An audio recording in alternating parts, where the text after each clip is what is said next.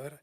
Vamos a continuar ministrando sobre el castigo del pecado, el castigo del pecado. Como la naturaleza de Dios, un atributo de Dios, algunos le llaman perfección, es la justicia. Necesariamente tiene que castigarlo. El pecado tiene su paga, que es el castigo. Inmediatamente que Adán pecó, se violó la justicia de Dios. Dios trabaja siempre con leyes, le puso leyes al cuerpo humano. Allá en el Sinaí, lo primero que Dios le dio a Israel, un código de leyes. En esas leyes es la expresión de la justicia. Coge ese pensamiento ahí. Las leyes, Dios expresa su justicia. Está la justicia en la ley. Se establecen leyes para que la gente las cumpla, porque Dios es un Dios de ley y de orden. Un ejemplo, como yo escuché un pastor un día allá en New York, si, si no, en esta acera de al frente, si nosotros instituimos una ley que nadie se puede estacionar ahí, o en inglés parking, ahí en esta acera, sino de este lado, y instituimos una ley, todo el que se estaciona ahí al frente ya está violando la ley. Eso se llama infracción de la ley. Pero antes de establecer la ley, no se tomaba en cuenta ese pecado. Pero ya después que se establece una ley de que todo el que se estacione al frente de la iglesia, eso es pecado, ya es pecado después de la ley ya. Entonces la ley, como la de Moisés, es la expresión de la justicia de Dios. El pueblo de Israel, hermanos, Dios le dio, usted sabe lo que es un código de una constitución de 613 leyes. Entonces la ley de Moisés se dividía en tres partes. La ley moral, que son los 10 mandamientos. No tendrás dioses ajenos delante de mí. No te harás imágenes. El tercer mandamiento, no tomarás el nombre de Jehová tu Dios en vano. Déjame ver si me acuerdo de memoria. El cuarto, guarda el día de reposo, el sábado. El quinto, honra a tu padre y a tu madre. El sexto, no matarás. El séptimo, no cometerás adulterio. El octavo, no robarás. El noveno mandamiento de la ley, del decálogo, de la ley moral, es no dirás falso testimonio contra tu prójimo. El décimo, no codiciará los bienes, la casa, la mujer de tu prójimo. Ahí están los 10 mandamientos. Esos son los morales. Tres clasificaciones. Los segundos, los mandamientos civiles. Una mujer mostrada, si alguien mata a alguien, ojo por ojo, diente por diente. Esos son los civiles. Cuando una mujer de alimentación para Israel tenía que purificarse, no podía el templo. Si alguien robaba, si mataba, ojo por ojo, diente por diente, tenía que dar la vida también. Si sacaba un ojo, había que sacarle otro, extraerle. Esas son leyes civiles. El que robaba había que cortarle las manos. Así era la ley, leyes civiles. Habían otros que son tres aspectos de la ley: morales, civiles y ceremoniales. Las fiestas, los sacrificios en los atrios, en el lugar santo, todos los ritos y ceremonias. Eso, entonces tenía tres aspectos la ley. Pero eso Dios fue que estableció leyes al pueblo de Israel. Entonces esa misma copia de Israel, todas las naciones establecen constituciones para que se respete. Y mientras más las leyes son la expresión de la justicia. A medida que uno se somete a la ley, obedece la justicia. Entonces el objetivo de la ley es darle a cada quien lo que merece. Si alguien no cometió una infracción y le cae el peso de la ley, eso es una injusticia ya. Es bueno que la ley sea el que la viole y le den el castigo al violador, porque así que Dios se revela. Las filosofías modernas de hoy en día no quieren nada con ley y todo es que aunque es el mismo espíritu de Satanás, sin ley, sin orden. Y Dios se le reveló a Israel siempre con leyes. Nosotros no tenemos que llevarnos de la ley, por él no nos dejó así. Él escribió las leyes en nuestros corazones. Y el impío también, hermanos. Porque el impío sabe lo que está malo y lo que está bueno. Pero hay que ponerle a cada nación una constitución para que respete. Un ejemplo, la constitución de los Estados Unidos, eso fue mucha sabiduría. Aquí un presidente es por 4 años, amados. Y si le permiten la reelección, sería 8, no más de ahí. ¿Para qué? Eso tiene una buena intención, evitarse una dictadura, para que uno no se haga un pulpo en el poder. Aquí la ley separa al poder ejecutivo, que es el presidente, del poder legislativo. Aquí todos los poderes están separados. Aquí allí es un bicameral, 2 cámaras, la alta y la baja, el Senado y de diputados. Acá hay un poder judicial muy sólido, ahora está corrompido, está muy corrupto. El problema es de los jueces, hermanos, que son eternos aquí. Deberían de ponerlo una mala conducta, someterlo a la justicia. Aquí los jueces son inmunes, eso hay que arreglarlo. Hay muchos jueces corruptos. Un país con jueces corruptos se hunde porque te va a absolver la delincuente. Y muchos fiscales aquí corruptos ahora mismo en esta nación. Entonces esos poderes hay que separarlos para que nadie sea un dictador ni un déspota. El otro poder es el de votaciones. Ese también tiene que estar separado, y etcétera, etcétera. Pero todo ese orden lo establece el hombre, lo imitó fue de Dios. En las dictaduras no existen esas separaciones. El dictador es el que tiene el poder ejecutivo, tiene el poder legislativo, tiene el poder judicial. Él tiene la Junta Central Electoral, la tiene él. Él tiene todo. Él es el que pone orden en tu casa. Tiene que haber una foto, como pasó en República Dominicana. Eso es terrible, la dictadura. La naturaleza del ser humano es ser libre. En República Dominicana, en los 60, yo tenía 2 añitos, era. Fue de 1930 al 1960. Fue una dictadura de 30 años.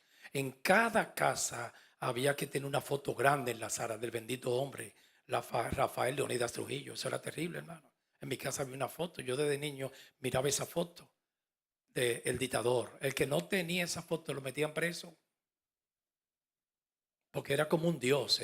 Ellos decían, tenía un eslogan: en el cielo Dios y en la tierra Trujillo. Una dictadura de 30 años. Y en cada hogar había que tener una foto de él. Los músicos, cuando componían una canción, tenía que ser dedicada a él. Por eso todos los merengues, y para eso no existía mucho la bachata. Porque ustedes se ríen, las bachatas. Sí. Me voy de mi casa y vendo el anillo, como le cantó un día un hermano aquí, una hermana. Ya, sí. Entonces, en esos tiempos, todas las canciones y las baladas que se componían eran en honor al jefe. Si no tenía el nombre de él, te la mandaban a quitar. Es terrible la dictadura. Y la naturaleza del ser humano es ser libre, hermano. Por eso es que Jesús no trabaja con esclavos. Inmediatamente que dice la Biblia, y conoceré la verdad y la verdad te va a hacer libertad. Y si el Hijo, Él no trabaja con esclavos, hermano. Nos liberó a nosotros de Satanás. Liberó a Israel. Él no trabaja con esclavos. No se puede. Si el Hijo os libertares, seréis verdaderamente libre. El problema es que la gente, el esclavo, no sabe vivir en libertad. Israel, cuando estuvo en Egipto, en el desierto, quería Egipto de nuevo. Le gustó más el látigo del faraón y el pan de faraón que el maná. Ellos dijeron, este maná es desabrío y estamos cansados de él. Así es el ser humano. El ser humano, cuando lo liberan de verdad, le gusta vivir en su miseria, porque en el ser humano tiene algo de masoquismo y le gusta vivir con el opresor. Yo le decía hace un ratito cuando empecé, que a esa joven le estaba aconsejando. Yo le dije a ella en la cara y se sintió mal. Dije, no, el problema, 15 años de opresión con un psicópata que le quitaba el celular, le iba a cobrar el sueldo, o el sueldo electrónico se lo depositaban en la cuenta del marido, hermanos.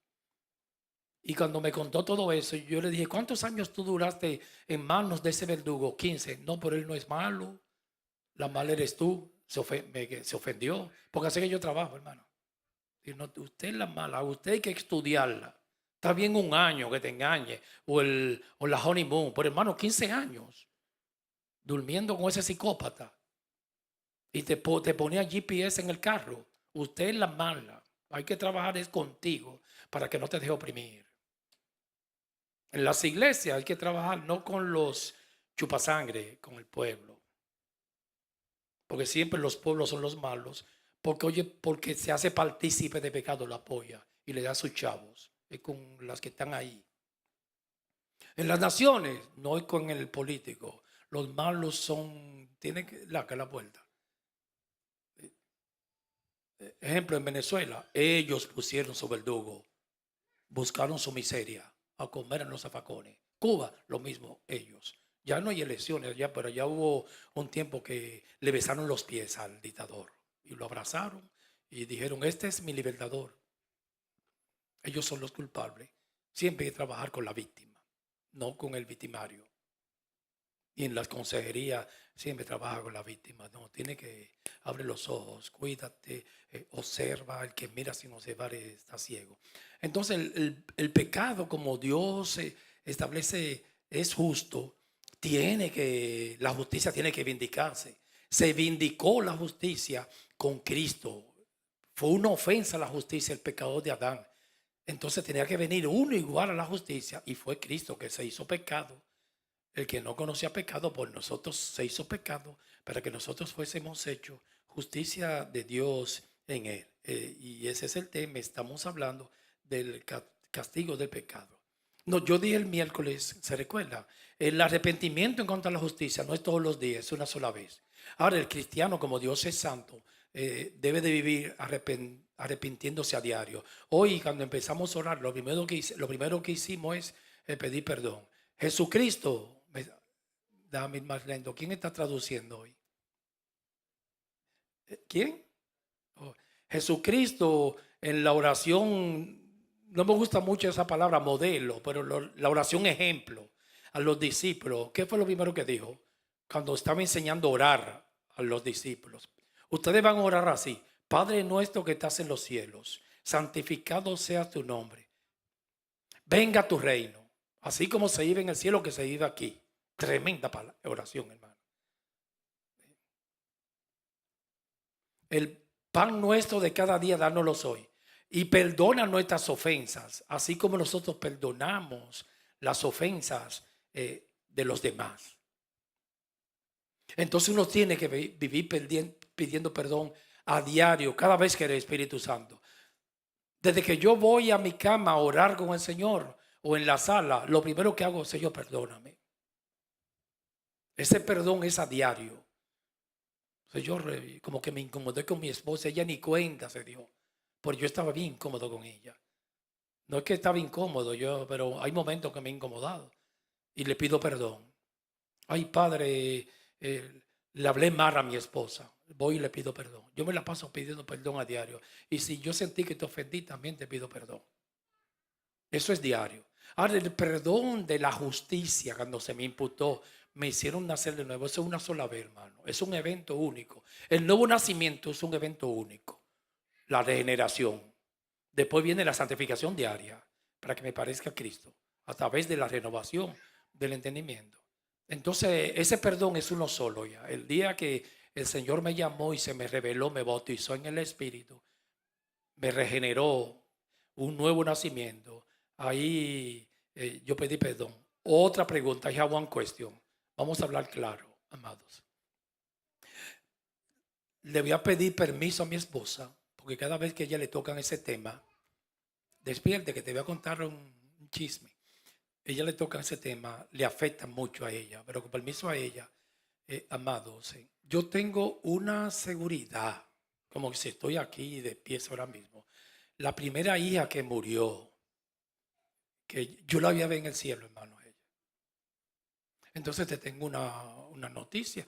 Es el problema de la religión. ¿Sí? Pero como ella va a ir al cielo si ella no podía hablar? Ella murió no fue cuando nació, 9 meses en el vientre.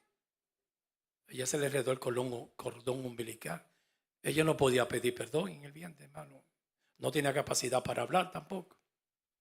Una persona que tenga problemas, un tartamudo, no puede pedir perdón. Entonces la nena mía, ella está en el cielo, pero ella no pidió perdón. Es el problema de la religión. Usted le formula esa pregunta a un religioso arminiano y no sabe cómo contestarte. Porque para ir al cielo, hermano, uno se confiesa, hay que confesarse. Yo tuve la oportunidad, cuando él me hizo nacer de nuevo, pero no es un programa ni una regla, que le pedí perdón. Pero también si la persona no puede hablar, ¿cómo va a pedir perdón?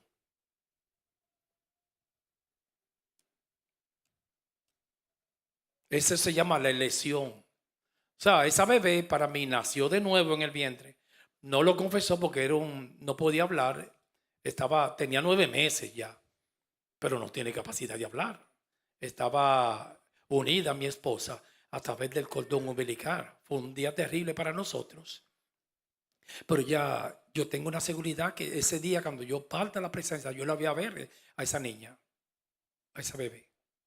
En fe yo tengo, y nunca lo he dudado, amado, porque será salvo de tu casa. Porque yo siento que a mi esposa, como ustedes también, y mis hijos, lo llamó Dios. Quizá algunos estén un poquito fríos, pero un día lo van a conocer, porque Dios no tiene nietos. Todos me conocerán, hermanos. Y yo tengo esa seguridad y esa fe.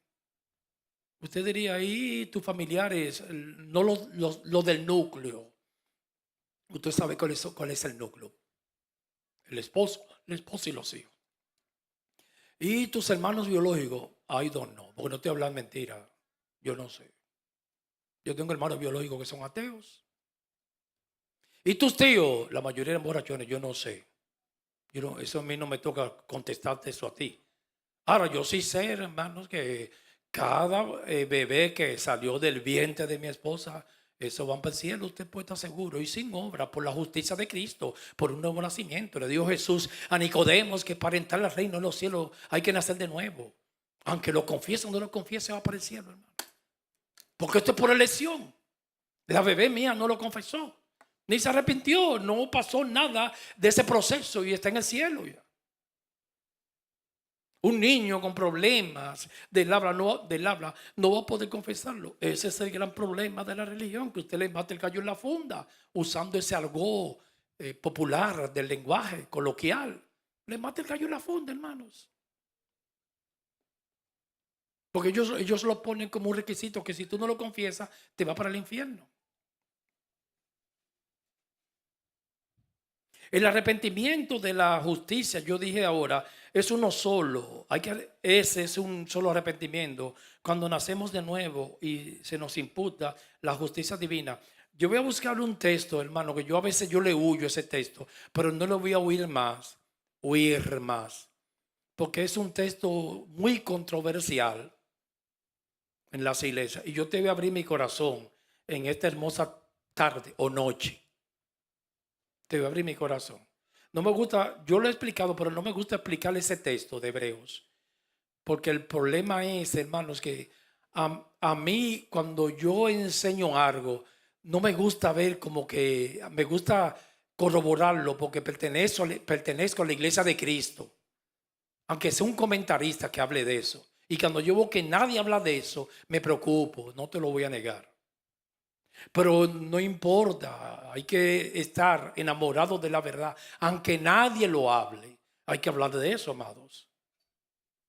Allá ellos, si no quieren. El problema es de este texto que yo le voy a citar ahora, vaya buscando Hebreos, capítulo 6, versículo 4. Es que en todos los comentaristas que yo busqué, ninguno hablan como lo que yo creo. Recuerde que la Biblia hay textos, hay que interpretarlo, y son hombres que lo interpretan. Entonces la mayoría dicen ahí que ahí está hablando de no cristianos, de réprobos en cuanto a la fe. Un réprobo es uno que se perdió, eliminado. Y los elegidos no se van a perder, porque la salvación no se pierde. Entonces yo estudio la palabra de acuerdo a principios y ser coherente con los que Dios me ha enseñado. Cualquier texto difuso, elástico, hay que interpretarlo de acuerdo a si el texto es oscuro, no saque doctrina. Recuerde que hay una ley homilética y hermenéutica mejor, que dice que no se puede extraerle una doctrina a un texto oscuro, del más claro al más oscuro siempre. Siempre vaya del más claro al más oscuro. Entonces, Hebreos, vamos a leerlo. Y por eso yo casi no explico ese texto, porque para no confundirlo, pero yo no creo, como han dicho la mayoría de los comentaristas. Yo no he encontrado todavía el día de hoy un comentarista que diga que ese era un cristiano. Ellos dicen que ese no era cristiano. Vamos a leerlo. No se me cargue, amados. Si no está de acuerdo conmigo, no se me cargue. Si no está de acuerdo, no hay problema. Pero yo tengo que estar firme en mi convicción y soy libre a pensar. Libertad de pensamiento. Aunque esté sometido a la iglesia. Y nadie, yo he buscado comentaristas y a ninguno me satisface. Entonces yo digo, no, pues, pero como, aunque no esté de, nadie lo habla de eso como yo creo, tengo que explicarlo. Y por eso que yo no explico esos textos así. Como las dos carreras, yo casi no he escuchado. Porque de la única manera, hermano, que usted acomoda esa ecuación, una cosa es la sobre, una cosa es la justicia, son dos carreras. Yo no lo he escuchado así. Pero uno tiene el Espíritu Santo. Otra cosa, cuando un texto de la Biblia, usted sabe lo que es interpretar. El que lo interprete es un hombre. ¿Quién va a interpretar ese texto ahora? Soy yo. Me puedo equivocar. Por eso hay que someterse bien sometido a la iluminación del Espíritu y despojarse de toda lógica humana y del humanismo. Yo voy a estudiar este texto ahora con ustedes para aplicar que el arrepentimiento es una sola vez, donde se me imputa la justicia. Y vamos a verlo. Hebreos, el escritor de los Hebreos es desconocido, pero para mí fue Pablo en la forma de hablar. Pero no puedo demostrarlo. Hebreos, vamos a empezar a leer desde el versículo 4. Hebreos, ponga mucha atención, capítulo 6, versículo 4. Yo le confieso, hace como 10 años creo, una hermana me llamó para preguntarme sobre ese texto, que estaba confundido. Yo casi nunca había leído muchos comentarios. Yo después he leído todos los comentarios. La mayoría, perdón, no todos, la mayoría. He buscado comentarios y ninguno me satisface. Comentarios bíblicos. Una cosa es el libro de teología y otra es comentario. Pero yo solamente con lo que es la elección y la gracia, yo le pude explicar el texto a ella. Dije, no, ahí está hablando de cristiano. Vamos a ver si es de cristiano. Hebreos 6:4. Vamos a estudiar la Biblia. Con la misma Biblia. Porque es imposible que los que una vez fueron iluminados, mire hermano ya. Imposible, mire ahí. Esos eran cristianos, hermanos. Usted sabe lo que es iluminar a alguien. Es cuando Cristo llega a mi vida, la luz. Y el impío no es iluminado. Dios escribió la ley en los impíos, pero en sus conciencias, y le dio una voluntad, pero no tienen iluminación del Espíritu. Esos eran cristianos, hermano. Los teólogos, la mayoría, todos dicen que no eran cristianos, que se perdieron. Entonces, es imposible, porque entonces, hermanos, me tienen que definir qué pecado es que Dios no perdona. No hay un pecado que Dios no perdone. Aunque la Biblia dice que la ofensa en contra del Espíritu Santo, por eso se ha interpretado mal todos los pecados. Si nos perdonó el de la justicia, los otros no lo vas a perdonar. Todos, cuando de verdad hay un arrepentimiento del Espíritu, Él lo perdona a todos, hermanos. Ahí cuando se dice el pecado contra el Espíritu Santo, está hablando de un estado ya. Pero todo arrepentimiento trae perdón. Y yo te lo demuestro con la Biblia. Entonces estos fueron iluminados. Y gustaron, no pueden ser impíos. Ya van dos ahí. Ya con esas dos basta para decirte que era cristiano. Del don celestial. Hermano, el impío no goza del don celestial. I'm sorry. Los teólogos dicen que estos se perdieron, que estos eran cristianos, pero se perdieron. I'm sorry, hermano. Esos no eran impíos. Ellos lo aplican ahí, que esos fueron personas que estuvieron en la iglesia, pero que no nacieron de verdad de nuevo. Y entonces, ¿cómo fueron iluminados? El día que a ti te iluminan, a mí el día que yo nazco de nuevo, el día que me engendran en el Espíritu. Estos no son engendrados ni de carne, ni de sangre, ni de voluntad de varón, sino de Dios. El día que me llaman, hay que engendrarme en el Espíritu, hacerme nacer de nuevo. Entonces, ahí está hablando de cristianos, amados. Y fueron hechos partícipes del Espíritu Santo. Está muy claro hasta ahora, ¿sí? Hebreos 6:4. Más claro ni el agua, hermano. El problema de los teólogos es terrible. Versículo 5. Y hasta ahora estamos de acuerdo que eran cristianos. Y asimismo gustaron de la buena palabra de Dios y los poderes del siglo venidero. Mírenlo ahí. Hebreos 6:6 ahora. Y se cayeron. Para mí, una interpretación mía personal, no tiene que estar de acuerdo. Eso eran cristianos verdaderos que nacieron de nuevo, pero se fueron al mundo. Un cristiano se puede ir al mundo. Yo siendo cristiano, porque yo lo viví.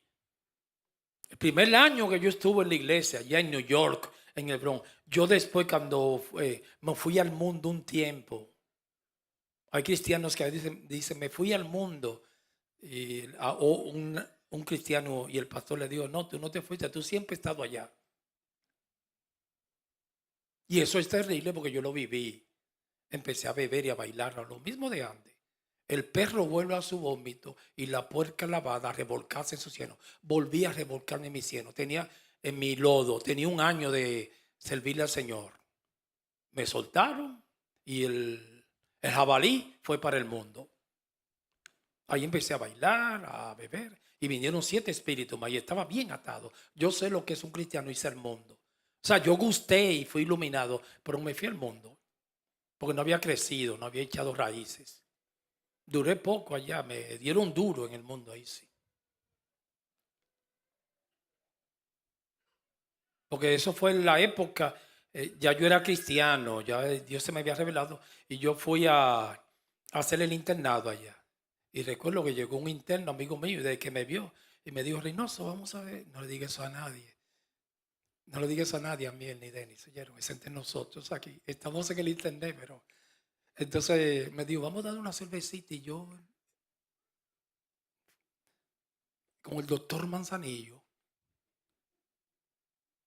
Entonces yo dije, mira que yo soy cristiano, a ti nadie te va a ver.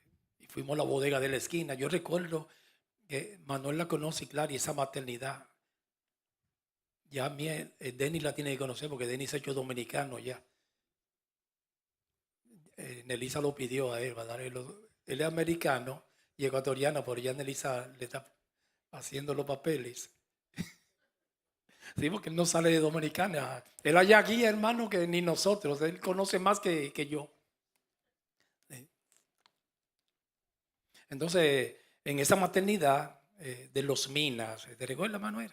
En la esquina había una bodeguita. Y, bueno, pues está bien, pues una sola es Manzanillo.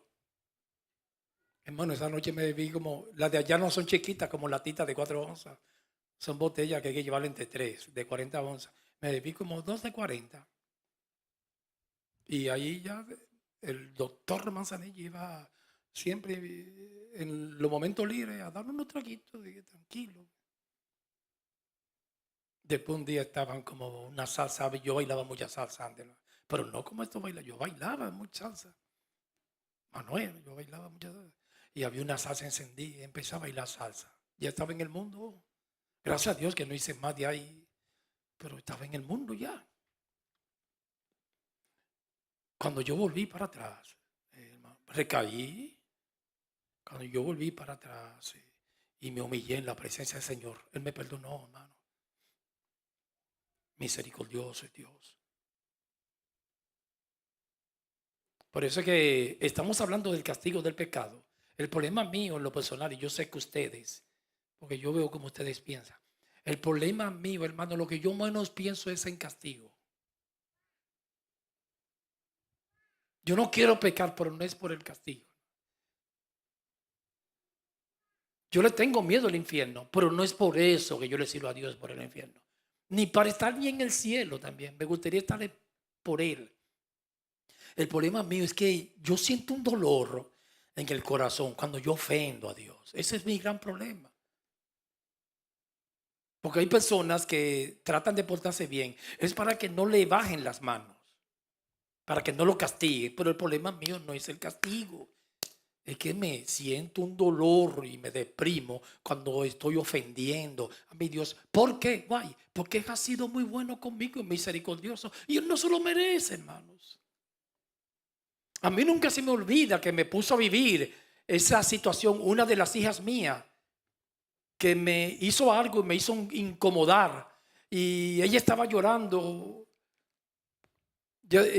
Empezó a llorar. Pero y yo le dije, mami, pero ¿por qué tú lloras si yo te voy a pegar?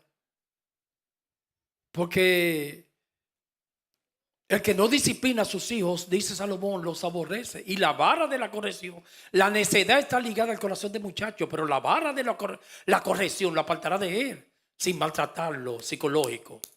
Y yo no te he pegado, ahora es que yo te voy a dar una pelita. ¿Por qué estás llorando? Llora cuando te la dé. Ella me dijo, pero el problema no es el castigo, papi.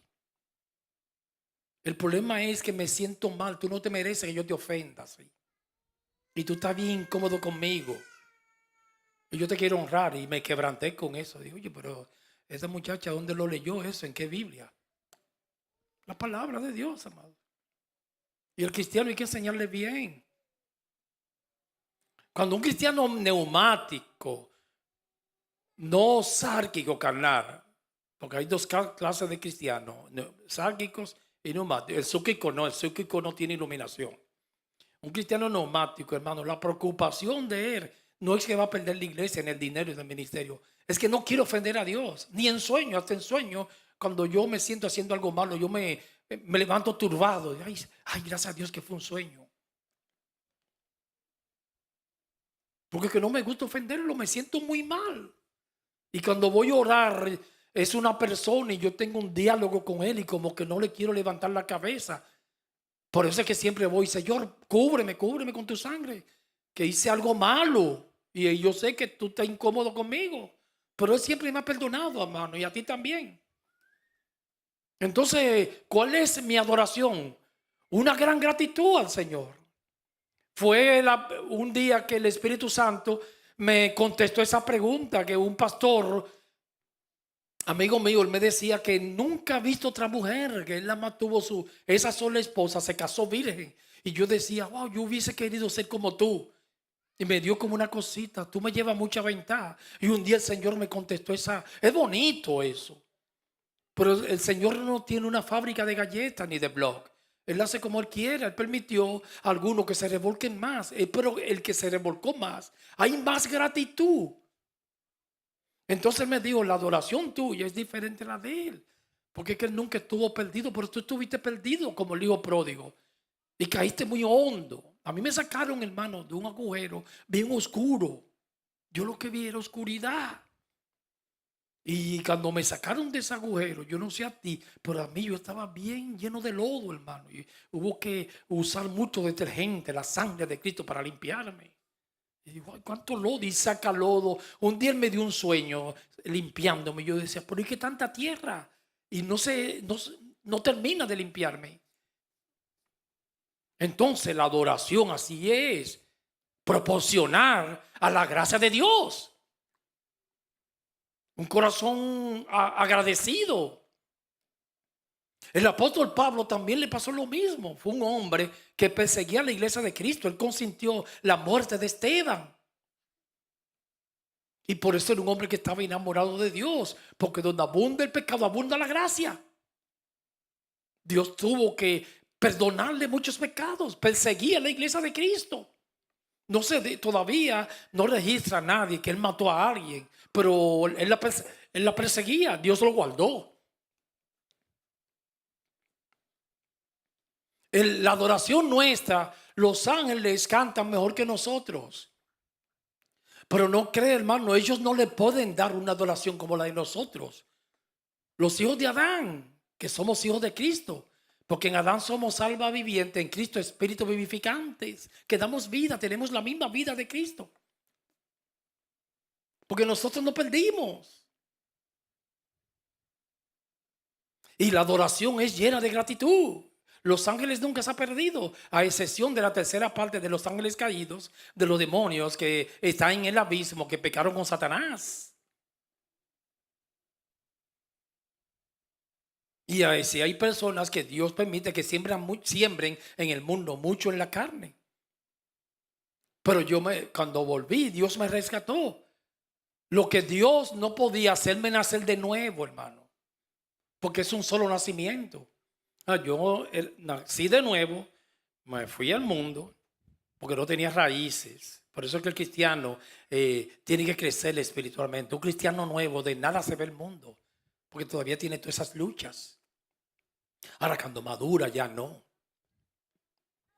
Entonces cuando volví, me arrepentí, le pedí perdón a Dios, lloré mis pecados de desobediencia. No estoy hablando de inmoralidad. Era una cosita así, un bailecito, un traguito, hermano. No me estés mirando así. Sí. Cuando yo llegué, le pedí perdón. Pero usted sabe lo que pasó. Él no me hizo nacer de nuevo ahí porque ya yo tenía el espíritu. Eso no son dos veces, una sola vez. Y eso es lo que habla eso. El cristiano que nace de nuevo y se ve el mundo, no lo van a hacer de nuevo otra vez. Lo perdona y se arrepiente. Entonces Dios dice, wow, con el Espíritu Santo tú en el mundo debí de quedarte invito siempre en mi presencia adorándome. Pero te fuiste al mundo, ahora yo te perdono, pero no para justicia. Es una sola vez. Entonces mírelo aquí. Y recayeron, se fueron al mundo. Sean otra vez renovados. A mí no me renovaron otra vez. Porque ya estaban renovados. Un nuevo nacimiento. Para arrepentimiento, porque ya Dios lo hace una sola vez. Crucificando de nuevo para sí mismo al Hijo de Dios y exponiéndole a vituperio. Si usted en esta noche, con el respeto que te tengo, dice que eso no, no eran cristianos, hermano, I'm sorry, yo te voy a respetar. Porque dice que esos fueron cristianos, pero que se perdieron tampoco, porque no va de acorde a nuestras enseñanzas. Se va a contradecir con la elección, que la salvación no se pierde. Efesios 2:8, por gracia sois salvos por medio de la fe. Y esto no es un don de vosotros, es un don que viene de Dios, no por obra, para que nadie se gloríe. Te tengo una mala noticia, I'm sorry, no vas a saber cómo explicar eso. Es el problema de los teólogos, que por no enfrentarse a la palabra, empiezan a rejugar. Ahí ellos, hermano, se pasan como 20 hojas en los comentarios explicando y no pueden explicarlo, no pueden. Pero vete, explíquelo así, ya. Tan sencillo, hermanos. Ahí está hablando de cristianos que nacieron de nuevo, que es un solo nacimiento. Y si se van al mundo y cuando vuelven, no te van a hacer de nuevo, a hacer nacer de nuevo otra vez. Sí te perdonan, porque hay perdón en la sangre de Cristo y por su gracia y su misericordia. Dios es un Dios misericordioso, fiel y bueno. Ahora que yo pisotee la gracia y diga, bueno, como Él siempre me perdona, yo voy a seguir. Me cortan, hermano, porque la Biblia dice, Hebreos, horrenda cosa es caer, hermano, el Dios vivo. Cualquiera que se ponga a rejugar con Dios no te pierde, pero me cortan. Se me convierte la vida aquí en un infierno. Eso es fácil para Dios. Bien. Oremos, Padre, en el nombre de Jesús. Te damos muchas gracias por tus enseñanzas y por tu palabra. Escríbela en nuestros corazones, Padre. Si alguien no la ha entendido, por favor, tenga misericordia y abre el entendimiento por el Espíritu Santo. Pero se queden con ese pensamiento, por lo menos fijo, aunque no lo entienda, que la salvación no se pierde y que tú nos perdonas todos los pecados. No para eso una oportunidad para pecar. Al contrario, para estar más agradecido. Y que 7 veces cae el justo y Dios lo levanta. Llévanos bien a nuestros hogares. Tú nos bendices en esta noche en el nombre del Padre, del Hijo y del Espíritu Santo. Amén.